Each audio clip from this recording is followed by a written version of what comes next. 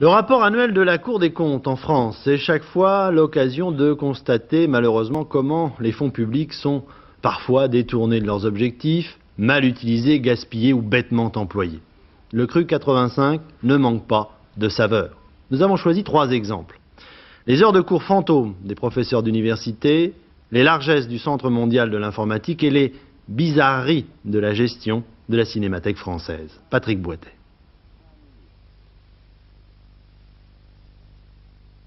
Des chaises comme celle-ci, la Cinémathèque en a fait fabriquer 5000. Il y a 2 ans, elle devait servir lors d'une grande tournée nationale et internationale pour la diffusion de la version intégrale du film d'Abel Gance, Napoléon.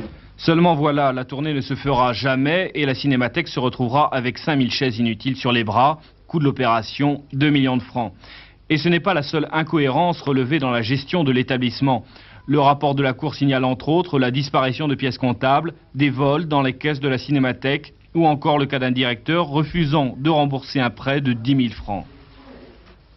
Ça fait référence surtout à une gestion passée qui a déjà évolué. Depuis 2 ans, j'ai changé la direction de la Cinémathèque parce que précisément elle ne correspondait pas aux nécessités de la Cinémathèque. À l'époque, vous étiez déjà le président de la Cinémathèque? J'étais déjà le président, j'étais là depuis 1 an, 1 an et demi.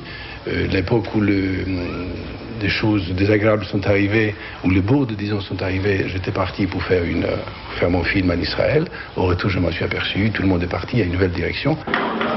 Autre établissement dans le collimateur de la Cour des comptes, le Centre mondial informatique et les dépenses inconsidérées de certains collaborateurs. Un membre du centre a fait réaliser dans son appartement de fonction des aménagements facturés 642 000 francs. D'autres membres n'accepteraient pas de se déplacer à l'étranger sans leur femme et en concorde, s'il vous plaît.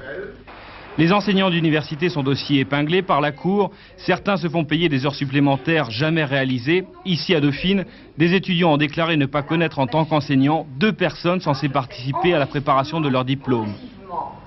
Il n'y a pas, à mon avis, de graves problèmes de gestion. Il n'y en a d'ailleurs jamais eu de graves. Il y a, comme dans tout organisme complexe, quelquefois des loupés. Et ce qu'il faut, c'est faire en sorte que ces loupés soient le moins fréquents possible et éviter qu'il y ait des moyens de mettre en place des loupés. Le rapport de la Cour des comptes s'y emploie, mais ses avis ne sont qu'incitatifs et ses remarques ne sont donc pas toujours suivies des faits.